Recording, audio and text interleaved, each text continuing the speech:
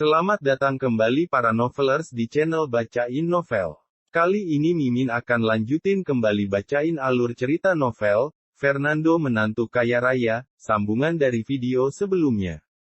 Tapi sebelum itu, jangan lupa bagi yang belum subscribe silahkan di-subscribe, agar Mimin makin semangat upload alur cerita novelnya.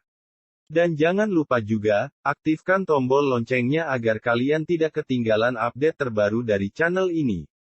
Selamat menikmati alur ceritanya. Bab 92.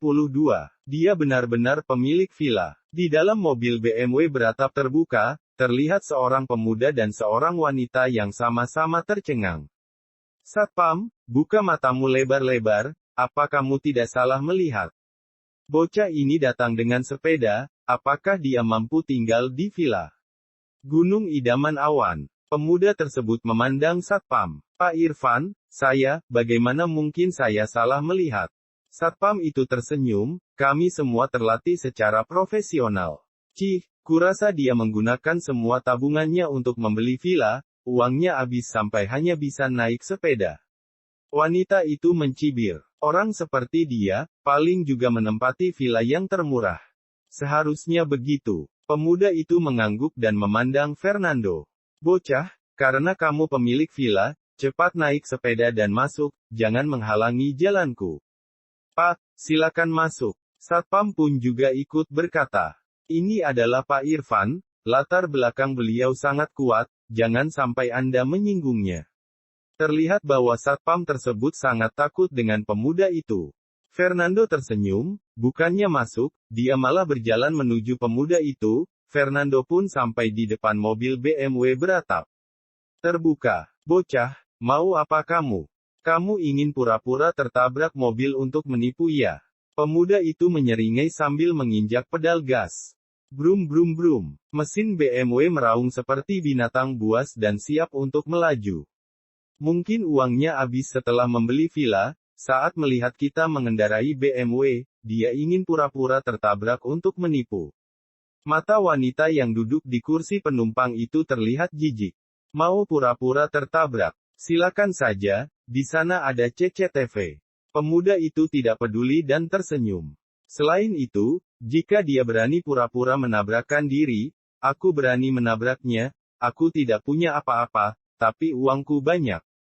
Paling nanti aku akan bilang salah menginjak, mengira rem dan ternyata gas. Kemudian aku akan memberikan sedikit kompensasi, dan masalah selesai. Saat ini, Fernando sudah sampai di samping mobil. Begitu Fernando mengulurkan tangannya, seperti mengangkat seekor anak ayam, Fernando mengangkat pemuda itu keluar dari mobil. Ah, sialan, apa yang ingin kamu lakukan? Raut wajah pemuda itu berubah drastis, dan dia berteriak panik.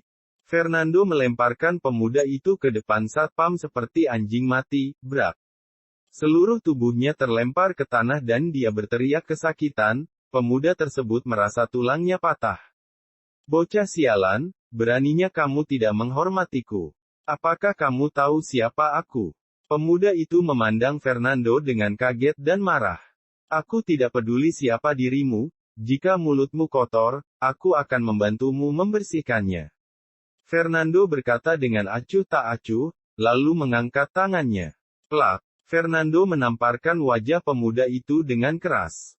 Tiba-tiba, separuh dari wajah pemuda itu memerah, membengkak, dan terasa panas serta nyeri. Sejak aku kecil, kakekku pun tidak pernah memukulku, berani-beraninya kamu memukulku. Pemuda itu menutupi wajahnya dan menatap Fernando dengan tidak percaya. Plak. Fernando menamparkan lagi dan berkata dengan dingin, sekarang, minta maaf kepada Satpam. Minta maaf. Pemuda itu terkejut, dia menunjuk ke arah Satpam sambil membelalakkan matanya. Kamu memintaku untuk meminta maaf kepada Satpam sialan ini. Satpam itu juga terkejut, meskipun tadi Irfan mengatainya sebagai anjing yang terbelakang mental, idiot, dan bodoh, dalam hatinya dia memang sangat marah. Tetapi dia tidak berani mengatakannya. Karena si Satpam tahu bahwa dia tidak boleh menyinggung perasaan Irfan, itu sebabnya, dia hanya bisa menahannya. Tapi Satpam itu tidak menyangka Fernando akan membuat Irfan meminta maaf padanya. Tidak perlu, saya hanya seorang satpam, bagaimana bisa pemilik villa meminta maaf kepada saya? Satpam itu tersenyum. Bocah, apa kamu dengar itu? Satpam juga bilang aku tidak perlu minta maaf, berdasarkan apa kamu menyuruhku minta maaf padanya? Pemuda itu berkata dengan lantang. Kamu hanya orang yang suka ikut campur. Plak. Sebelum Irfan selesai berbicara, Fernando sudah menamparnya lagi. Karena kamu menolak untuk meminta maaf, maka aku akan menamparmu sampai kamu meminta maaf. Fernando tertawa dingin. Plak plak plak. Suara tamparan terdengar satu demi satu. Satpam itu tercengang dan dengan cepat membujuk. Pak, jangan berkelahi. Jika Anda melukai Pak Irfan, Anda pasti berada dalam bahaya. Sialan. Bocah, kamu berani memukulku, aku akan membuat kamu mati mengenaskan. Pemuda itu pun berteriak. Plak plak plak plak. Beberapa tamparan datang lagi. Saat ini, seluruh wajah pemuda itu benar-benar bengkak dan babak belur, darah mengalir dari lubang hidung, mulut, mata, dan telinganya. Rasa sakit seperti ini tidak tertahankan baginya. Akhirnya pemuda itu mengalah. Kamu jangan pukul lagi, aku akan minta maaf, boleh kan? Selesai berbicara, dia segera melihat satpam dan berkata berulang kali. Maaf, tadi aku seharusnya tidak menghinamu. Tolong maafkan aku. Satpam terkejut dan melambaikan tangannya dengan cepat. Tidak apa-apa, Pak Irfan, saya menerima permintaan maaf Anda. Sejujurnya, dalam hatinya satpam itu, dia masih merasa takut pada Irfan tapi dia juga bukan orang yang mudah diinjak-injak, dia sangat kesal karena dimarahi seperti itu barusan. Sekarang Irfan dipukuli sampai babak belur dan sampai meminta maaf, kemarahan di hati si satpam juga sudah terlampiaskan. Namun, dia khawatir pada Fernando, dia telah menyinggung Irfan dan mungkin akan dibalas. Karena kamu sudah minta maaf, pergilah. Fernando berbicara dengan enteng, dia melipir ke pinggir jalan, mengendarai sepeda, dan memasuki area villa. Pemuda itu menutupi wajahnya, bangkit dari tanah dan masuk ke dalam mobil. Pak Irfan, wanita tersebut ragu-ragu dan bertanya dengan cemas. Kamu baik-baik saja, jangan bicara. Pemuda itu menggeram pelan dan memelototi si wanita, hal tersebut membuatnya segera tutup mulut. Beraninya mempermalukan aku seperti ini. Satu anjing penjaga, satu pengendara sepeda, aku akan membuat mereka mengerti apa itu penyesalan. Pandangan dingin muncul di mata pemuda itu, dia langsung menginjak pedal gas, dan mobil pun langsung memasuki villa. Memasuki area villa, Fernando mengendarai sepedanya dan langsung pergi ke sebuah villa di tengah lereng gunung. Villa ini berada di tengah lereng gunung, dikelilingi mata air yang jernih, di atas mata air yang jernih, ada air yang mengalir tak habis-habisnya, suara gemericik air pun masuk ke telinga. Di belakang villa, ada hamparan hutan bambu hijau yang luas, sangat tinggi menjulang ke awan, dapat terdengar suara burung berkicauan. 174 miliar, uang itu sepadan. Fernando berdiri di luar sebuah villa yang kini menjadi miliknya. Villa ini memiliki total 4 lantai dan gaya arsitektur Eropa, seluruh bangunan terbuat dari marmer yang sederhana dan mewah. Di lantai 4, lantai paling atas, adalah balkon, di sana kita dapat berjemur di bawah sinar matahari serta berolahraga di pagi hari. Kita juga bisa berdiri di sana, bersandar di pagar, dan melihat pemandangan kota lautan timur di depan mata. Saat ini villa masih dalam tahap renovasi, banyak pekerja yang keluar masuk. Fernando melihat-lihat kondisi villa, taman, kolam renang outdoor dan fasilitas lainnya sudah mulai terbentuk. Fernando masuk ke villa. Pak Fernando, Anda datang ke sini. Seorang pria berjalan mendekat, dia adalah Teja, Direktur Dunia Fantasi. Dia adalah salah satu eksekutif inti PT Nando Jaya, dialah yang bertanggung jawab atas renovasi Villa Fernando. Fernando mengangguk dan bertanya, bagaimana perkembangan renovasi sekarang? Hampir selesai, kira-kira dalam seminggu sudah dapat ditinggali. Teja dengan hormat berkata, semuanya sesuai dengan permintaan Anda, gaya dekorasi secara keseluruhan sangat hangat dan romantis. Fernando mengangguk. Baiklah, semangat. Aku akan pergi jalan-jalan. Baik, Pak Fernando. Berjalan di jalan yang luas di luar villa membuat suasana hati Fernando menjadi sangat baik. Kicauan burung dan mata air terdengar di telinganya, udaranya segar dan bersih, tanpa adanya kabut asap kota lautan timur. Berjalan di sini benar-benar sangat menyenangkan. Pada saat ini, ada bapak tua berjalan ke arahnya. Bapak tua itu memiliki rambut putih, memakai jas putih dan celana putih yang longgar, di kakinya dia mengenakan sepasang sepatu kain biasa. Saat ini, dia juga melipat tangannya ke belakang sambil berjalan dengan nyaman. Apakah itu dia? Mata Fernando berkilat samar. Bab 93. Sudut mulut Fernando menyunggingkan senyuman, dia pun melangkah maju. Benar, bocah itu. Cepat. Kepung dia. Tiba-tiba, terdengar suara dari belakang. Terlihat 4-5 pria bertubuh besar yang mengenakan jas dan kacamata hitam berlari ke arah Fernando, ekspresi garang terpasang di wajah mereka. Pemimpinnya adalah seorang wanita. Wanita tersebut mengenakan pakaian seksi, dengan rambut panjang bergelombang, perempuan itulah yang duduk di kursi penumpang tadi. Dia yang menyakiti Pak Irfan. Tangkap dia. Wanita itu berteriak sambil menunjuk Fernando. Beberapa saat kemudian, 5 pria bertubuh besar ini berlari ke arah Fernando dan mengepungnya. Bocah, kamu benar-benar tidak tahu yang namanya mati ya? Sampai berani memukul Pak Irfan begitu. Salah satu pria besar meremas tinjunya dan menatap Fernando dengan wajah garang. Bocah, bukankah kamu sangat sombong barusan? Aku ingin melihat, apakah kamu masih bisa sombong sekarang? Wanita itu ikut memandang Fernando dengan tatapan mengejek. Ekspresi Fernando tetap tidak berubah, dia pun berkata sambil senyum tipis. Aku benar-benar tidak tahu apa itu kata mati, bisakah kamu mengajariku? Bocah, kamu minta dipukul rupanya. Pria besar itu sangat marah, dia mengangkat tinjunya dan mulai bergerak. Apa yang terjadi? Tiba-tiba, terdengar suara. Suaranya renta tapi tetap terdengar berwibawa. Orang-orang berbadan besar itu melihat ke belakang, ekspresi mereka langsung berubah menjadi hormat, mereka segera menundukkan kepala dan berkata, Bapak Halim, yang mengatakan kalimat, apa yang terjadi, adalah bapak tua yang sedang berjalan-jalan tadi. Bapak tua itu melipat tangan di belakang punggungnya, dia melangkah maju sambil memandang orang-orang berbadan besar ini, dan akhirnya matanya tertuju pada Fernando, dia pun bertanya. Ada apa? Kenapa kalian menindas seorang pemuda? Bapak Halim, Anda tidak tahu. Seorang pria bertubuh besar segera berkata. Bocah ini menyakiti Pak Irfan. Dia juga memaksa Pak Irfan untuk meminta maaf kepada seorang satpam. Betul, Bapak Halim. Wajah Pak Irfan dipukuli sampai bengkak, darah keluar dari semua lubang di kepala Pak Irfan. Wanita itu juga menjawab, apa? Sampai seperti itu. Wajah bapak tua itu berubah sedikit, dan dia melihat ke arah Fernando. Bocah, apa cucuku melakukan sesuatu padamu?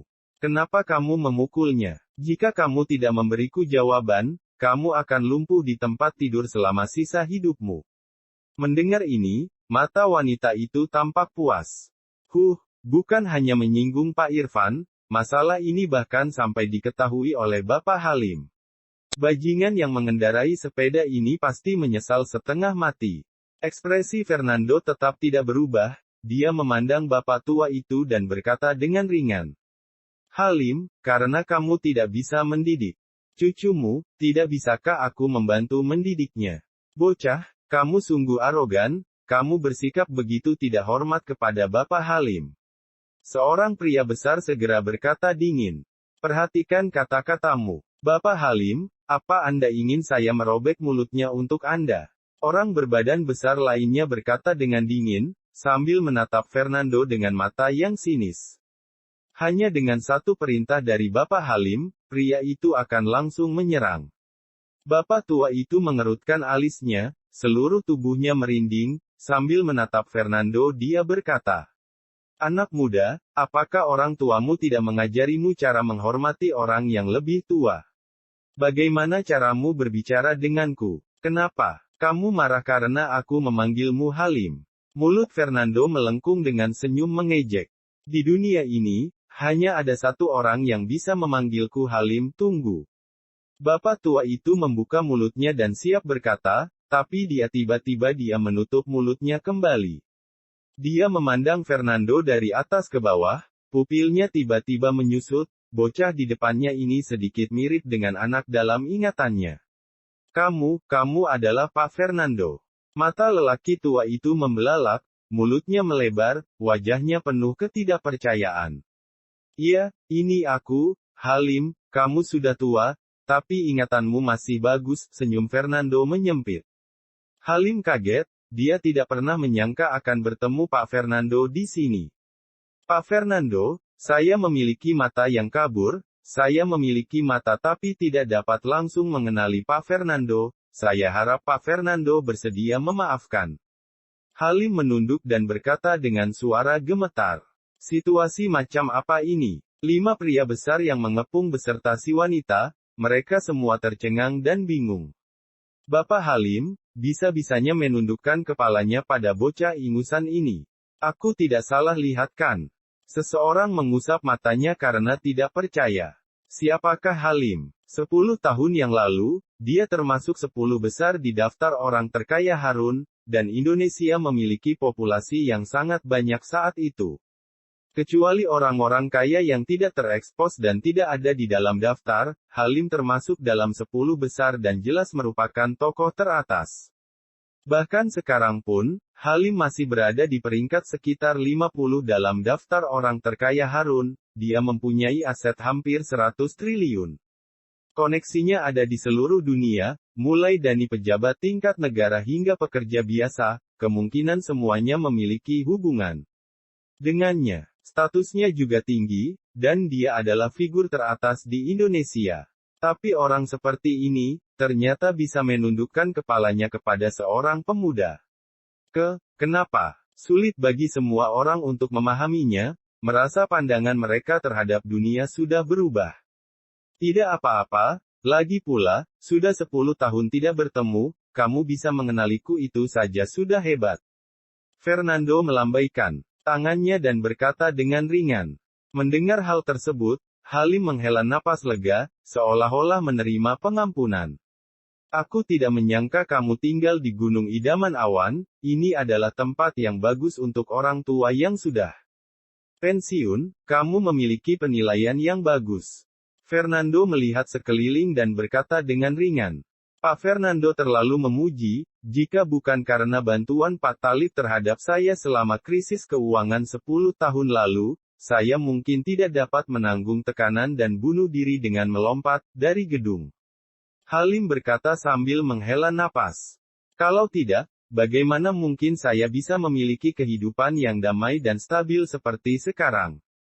Omong-omong, Pak Fernando juga tinggal di Gunung Idaman Awan. Fernando mengangguk. Ini vilaku, Fernando menunjuk ke vilanya. Wah, memang benar-benar Pak Fernando, jika ingin tinggal, tentu Pak Fernando akan memilih tempat terbaik. Villa ini adalah yang terbaik di Gunung Idaman Awan, didapatkan oleh orang kaya misterius dengan harga 174 miliar, pasti orang itu adalah orang Pak Fernando, bukan? Fernando mengangguk tanpa berusaha menyembunyikan. Ketika semua orang mendengar ini, terutama si wanita berpakaian seksi, mereka semua tercengang. Si wanita tercengang dan membuka mulutnya lebar-lebar. Apakah pemuda ini yang mendapatkan villa di hari itu? Harganya 174 miliar. Pemuda yang mengenakan pakaian tidak lebih dari 400 ribu dan mengendarai sepeda berkarat ini memiliki kekayaan yang mengerikan. Tapi kalau dipikir-pikir, Halim pun harus menundukkan kepala di hadapannya, apakah mungkin identitas pemuda ini sesederhana itu? Tapi dia terlalu lihai berpura-pura, haruskah dia naik sepeda untuk pergi ke vilanya sendiri? Kenapa tidak mengemudi? Saya tadi melewati villa, saya lihat renovasinya sudah hampir selesai, bila saatnya tiba, Pak Fernando harus mengabari saya akan menyiapkan hadiah kecil untuk pindahan rumah, kata Halim lagi. Jangan khawatir, kamu akan diberi kabar, Fernando tersenyum. Saat ini, terdapat keramaian di pintu masuk villa. Fernando menengok, ada 8 pria besar yang mengelilingi pintu masuk villa. Ada apa? Halim mengerutkan kening dan bertanya. Bapak Halim, bocah ini barusan, bukan, Pak Fernando melukai Pak Irfan. Pak Irfan meminta kami untuk berpencar, jawab wanita itu. Saya membawa orang untuk menghajar Pak Fernando, dan dia mengajak orang untuk menghajar satpam di pintu, dia mengatakan akan mematahkan kaki satpam. Sembarangan. Halim menghentakkan kakinya dengan marah. Irfan, dasar anak ini, dia begitu sombong dan angkuh, bisa-bisanya dia membuat masalah dengan Pak Fernando. Jika Pak Fernando terluka, aku tidak dapat menebus kesalahannya meskipun aku mati. Salahkan saya karena sudah terlalu memanjakannya dia. Lalu mengenai satpam itu, masa penerus keluarga Gelsa membuat perhitungan dengan satpam. Jika berita ini tersebar keluar, akankah keluarga Gelsa masih punya martabat? Pak Fernando, menurut Anda sebaiknya bagaimana? Halim memandang Fernando. Ayo pergi dan lihat dulu, kata Fernando tanpa ekspresi. Bersambung ke bab 95. Terima kasih sudah setia di channel ini. Sampai jumpa pada bab selanjutnya.